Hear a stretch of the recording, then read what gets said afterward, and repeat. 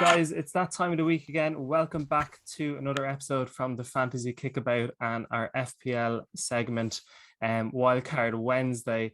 As previous listeners might have listened, but if you're new to listening this week, Wildcard Wednesday is where we have two FPL managers going head to head, and both managers target the week, so game week 6, as if they're using their wildcard primarily based on the fixtures for game week 6. Both managers have a budget of 82 million to mess around with, and that would be because we have four subs, and we valued all them at 4.5 million.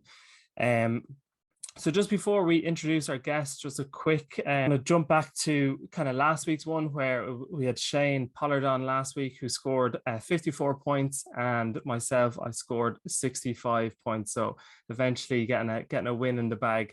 But we'd like to introduce our next guest today, Nile Crosston from FPL Éire, who has been on the pod once or twice before. Niall has had some amazing finishes in FPL over the years, a top 9k, a top 11k, and a couple of top 16k finishes. So we're here to pick your brains. Niall, welcome back to the pod. Thanks, Gary. Thanks, William, for inviting me back. I really enjoyed the first time I was on it now, so I really appreciate inviting me back on again. And like I said, Niall, it's always great to be able to pick your brain. And obviously, you're approaching this Wildcard Wednesday slightly different to how we normally obviously target game weeks. But what I'll do is I'll leave the floor open to you. You can run us through your team, a couple of reasons why you might have picked certain players based on certain fixtures or based on form. And then I'll jump back and compare my team.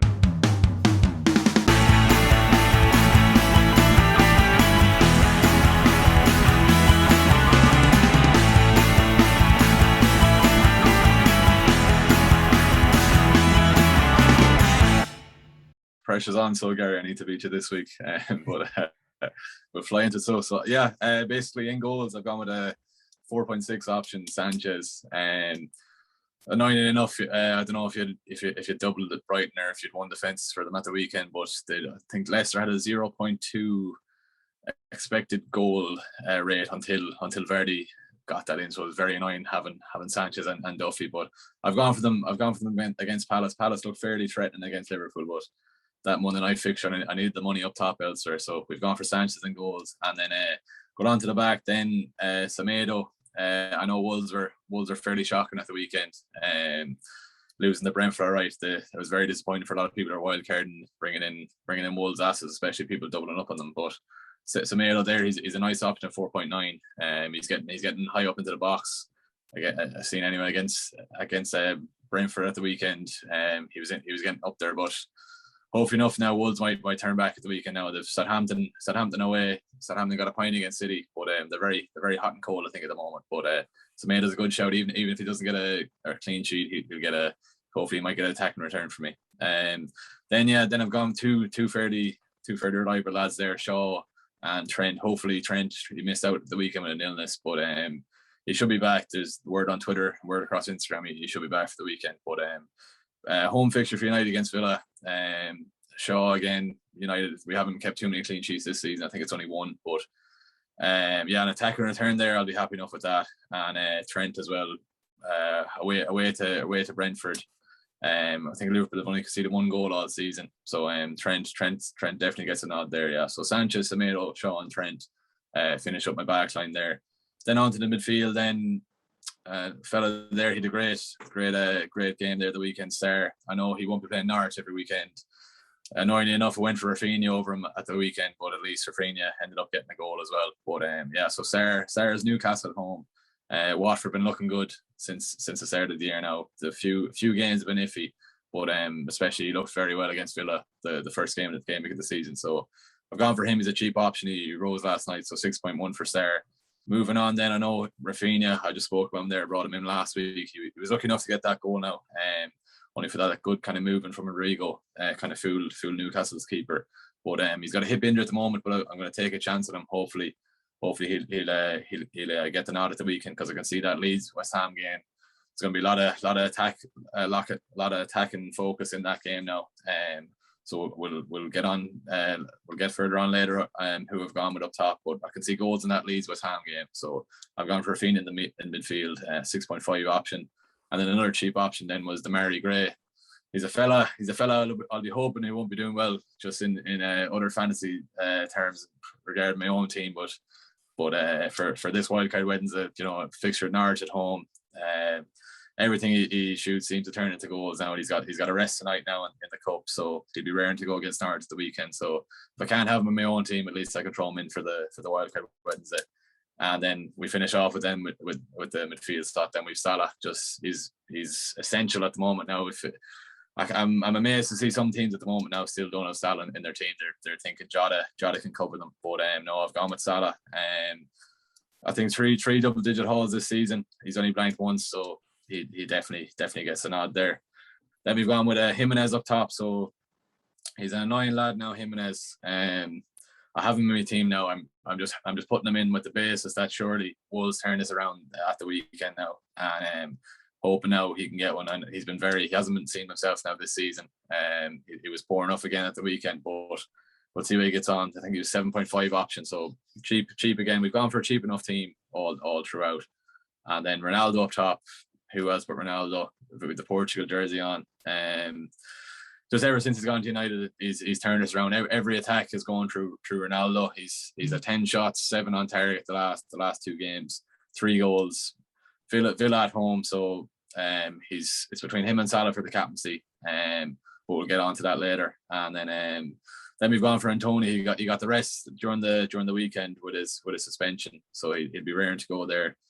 I can just see that Leeds West Ham game, very attacking. So there's going to be a lot of goals. Won't be too many clean sheets for either team. Leeds are missing a few. West Ham are dodgy enough in defence as well. So yeah, Ronaldo and Salah. At the moment, I'm probably sticking at Ronaldo for captain. But yeah, no, to run through it again there. So it's Sanchez, Semedo, Shaw, Trent, Sarr, Rafinha, Gray, Salah, Jimenez, Ronaldo, and Antonio I've gone for. Very good, Niall. So Niall's team comes to 81.7 million. So you had 0.3 to spare, which was nice. It's always nice to get below the 82 million. Niall, you obviously answered the question there, which probably Ronaldo you'd go for with captaincy. But the most important question we always ask on Wildcard Wednesday: how many points is your team going to score? Looking at through here, I can see hauls. If Rafinha starts, I can see him getting at least an attacker return there. Sarr, I'll be happy enough with around 60 points in that team, so I'll go 60. I won't go too far ahead, but 60 points, I'll be happy enough with that. Solid. Last week we had a good guessing game between myself and Shane, and both of us were pretty much off, I think. But it's always nice to try estimate your team score and what you're going to get. But really, really good team. Potentially Trent and Rafinha are obviously doubts. They could potentially be a risk in terms of scoring 0, but obviously a risk that you are willing to take. Yeah. Hopefully the lads on the bench, 4.5 million might slot in. Hopefully Billy Moore get a bonus or something. No, but yeah, I've taken a risk with them. Yeah, but hopefully it might start.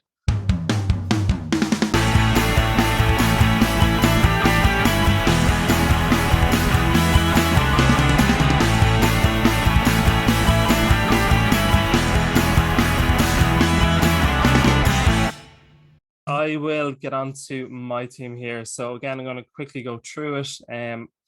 So in goals, I've gone with Kasper Schmeichel with Leicester. Leicester at home to Burnley, who aren't really free-flowing in terms of goals, never really do. It's interesting actually this year because not a lot of teams are keeping clean sheets, bar City, Chelsea, Liverpool consistently over the first 5 game weeks. So I've kind of taken a bit of a risk with Schmeichel, but you'd like to think that Leicester would keep a clean sheet against Burnley. At the back, I also went with Shaw for pretty much the exact same reasons as yourself, Niall. Obviously, with Trent being a risk, I didn't put him in the team as I had 2 blanks, I think, last week. So I went with Virgil Van Dyke at the back at 6.5 million. Again, I think he's 3rd or 4th on the list of highest scoring defenders. And again, you'd like to think Liverpool would come away with another clean sheet away to Brentford, even though um, even though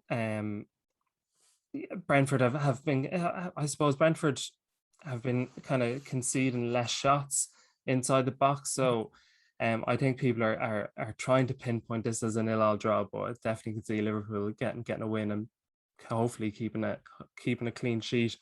The other defender I went with was Keane, Michael Keane of Everton. As you mentioned earlier, teams don't always come up against Norwich every week, Niall, but Everton are coming up against them in game week 6, so you'd expect them to keep a clean sheet based on their performances so far. Then on to the midfield, similar to yourself, I've gone with Sarr after his amazing returns last week and also the fixture against Newcastle. You'd expect him to get some sort of a return in that game. Also, you just can't go without Mo Salah in your team at the moment. He's hitting the heights of his form from a couple of years ago. He's returning in pretty much every game, and you'd nearly bank on him to return again against Brentford away this weekend. Where I've gone something slightly different to you, I've taken a chance on Harvey Barnes. I think both of us might have had him in our normal fantasy team at the start of the season. I know he scored last week during the week in the Europa League.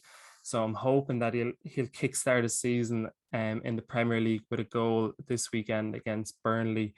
He's at 6.8, so he's dropped 0.2 million or 0.2. Also took a bit of a gamble with the Cora in midfield after his couple of assists a couple of weeks ago for Everton, and again, you'd expect Everton to really push on and get as many goals as they can against the poor Norwich side. So it's kind of it was a bit of a toss-up, I suppose, between the core. Obviously, Niall, you went with Gray and also Andros Townsend as well. And then up top, very similar to yourself, Antonio, there'll definitely be goals in that game against Leeds. Also, Ronaldo, a Man United fan, similar to yourself, Niall, that you just can't leave him out at the moment. He's returning. I think I came across a stat saying that his expected goals is higher than, was it like 13 or 16 Premier League teams, which is just an incredible kind of stat, even though I'm not a big fan of the whole expected goals, to be honest. But to compare Ronaldo against whatever 13, 16 teams is a bit crazy. Probably my biggest differential this week, I've gone with Rondon of Everton, with obviously DCL out injured for the next couple of weeks, and I believe Richarlison is out injured for this game week as well. So if Everton can get their shooting boots on, Rondon hopefully could be on the end of a couple of those goals.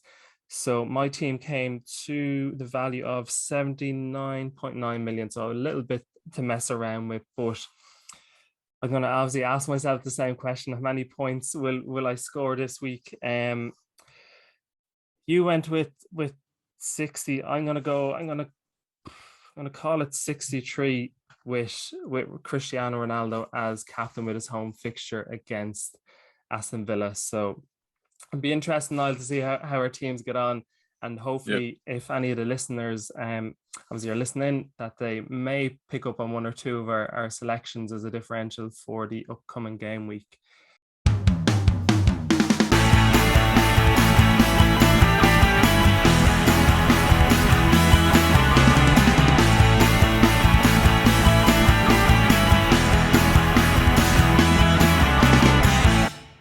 So Niall, just to finish off the pod, we had a couple of questions that came in for you on our story. We'll throw a couple of questions your way if that's all right. So the first one, will Wolves finally do something with their run of fixtures?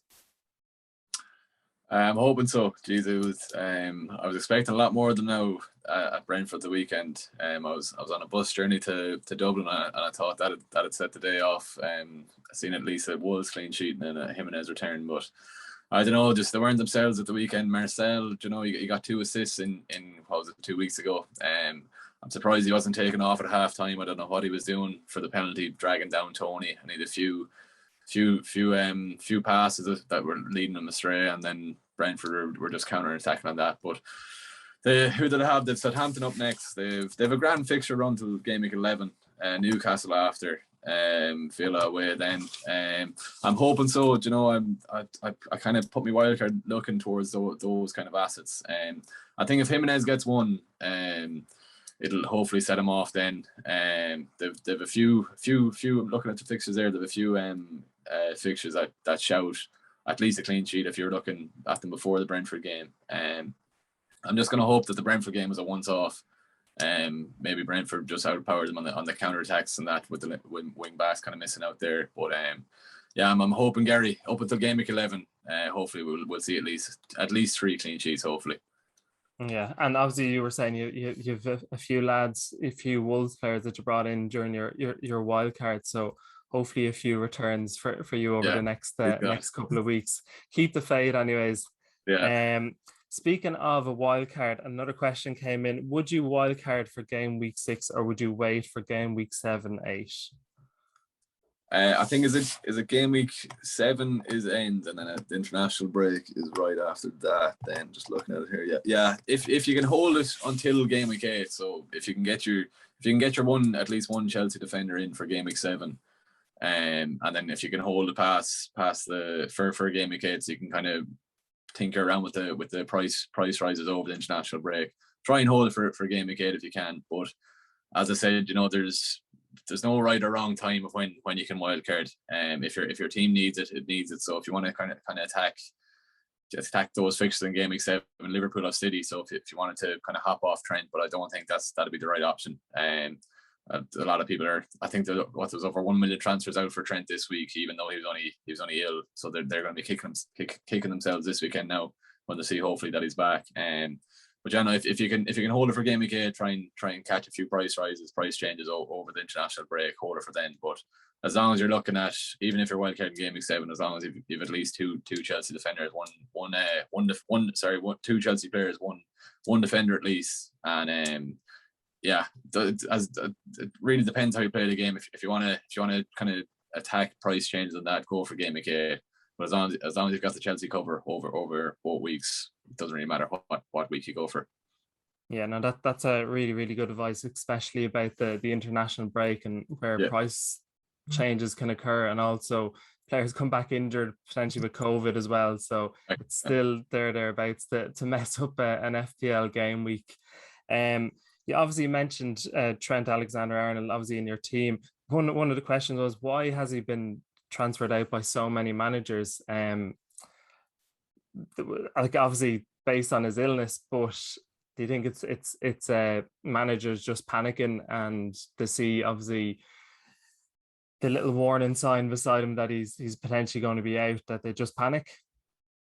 Yeah, I'd say it's just because, you know, there's game week 5, game week 6, game week 7 is when I suppose the casuals kind of are still playing. I suppose it's after near enough Christmas when it kind of evens out. But yeah, no, definitely, just because I'd say last week was just so low scoring, and Trent is that kind of premium defender, and a lot of people want, you know, Lukaku, and they've other options. If they don't have Ronaldo, it's probably leeway to get Ronaldo through that. But he's undroppable at the moment, you know. Fair enough, he missed last week, but I don't think he's blanked all season. Liverpool have kept a clean sheet, bar the Chelsea game, and even the Chelsea game he got two bonus points. So he hasn't blanked every game he's played. So definitely wouldn't be recommending getting rid of Trent. Definitely not, no. Perfect. And one final question. This question, where is it? Who's been the best FPL player you've ever had? So obviously this is thinking back over the years potentially. Ever. There's little small wins in that now, but as much as I don't like saying it, it has to be Luis Suarez. He was every week you could rely on him, and I remember there was some double game week Liverpool had Norwich as well, and he ended up getting, I think, was it 50-60 points. Just games like that, you know. Going back then as well, I'm playing the game 10-11 years now. Even Ronaldo, when he was back at United and stuff like that, he was a great lad to own as well. But if I had to pick one, I'd probably Van Persie's season when he was at United, he was unstoppable, and I just remember captaining him for that hat-trick against Villa, and it won me a few mini leagues in that. So it's a 50-50 call between Van Persie and Suarez, but if I had to off one season alone, I'd probably go for Van Persie this season with United. Just on every kind of game he was a solid captain pick. But then it brings it back then to this year. It's actually better off that we have such variances in captaincy picks. Probably not the first few game weeks so far. Probably Salah, Ronaldo, and Antonio for the standout options. But at least there's far more premium options. And once the City lads are back in, De Bruyne and that, there's going to be more of a variance in the captaincy pick. So yeah, sorry, I'm going off in tangent, but back to your question, probably Van Persie, I'd go with. Yeah, sorry. I have to say, Niall, I love your change of decision there. That's a true Red Devil going back to a United player, and obviously scrapping Luis Suarez. But I know he was unbelievable to have in your team years ago, as well as was Van Persie, Ronaldo, even Rooney to a certain extent for one of those seasons when he scored, I think it was 30 goals or close to 30 goals. So So Niall, just before we finish up, if you'd like to just tell any of the listeners where they can find obviously you on social media, and also on if you want to describe a little bit about your newest edition, your YouTube channel. Thanks, Gary. If whoever's listening, whoever's watching, you can find me on at FPL Éire on Twitter and Instagram. I've the spiel learned off from the YouTube's videos, but you can follow me at FPL Éire on Twitter and Instagram. And as Gary said there, I started off a YouTube channel there at the start of the season. So we're on the road to 1K subs at the moment. So I basically do a weekly review every week. It's just a kind of short synopsis of who I'm going to be transferring in, players to look out for. So it's just a kind of summarized video, 3-minute video. Try not to go long in the 3 minutes. That's basically it. Who to bring in, who to captain, and they're at FPL Éire. So at FPL_EIRE is where you can find me. Perfect. And we'll make sure to have a link to your YouTube channel and your social medias in our description. So guys, make sure you click the subscribe button for FPL Éire. Help them get to 1K on YouTube, but also it gives great advice, great tips, and has great finishes over the years. Like I said, not top 9K, 11K, and 2 top 16Ks.